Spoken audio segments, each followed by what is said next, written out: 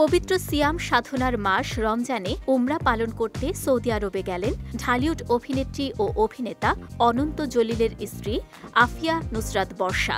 Saudi আরব থেকে দেশের একটি সংবাদকে এ তথ্য নিশ্চিত করেছেন অভিনেত্রী নিজেই।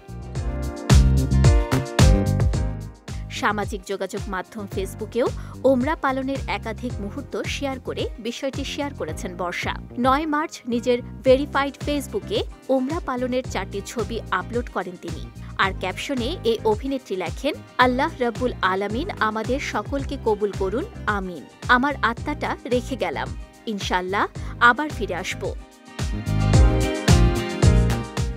সৌদি আরবে ওমরা পালন প্রসঙ্গে তথ্য জানতে বর্ষার সঙ্গে যোগাযোগ করা হলে তিনি বলেন, ৬ মার্চ ওমরা পালনের উদ্দেশ্যে পবিত্র নগরী মক্কায় এসেছি এবং ওমরা পালন শেষে আশা করছি ১৩ মার্চ ঢাকায় ফিরব।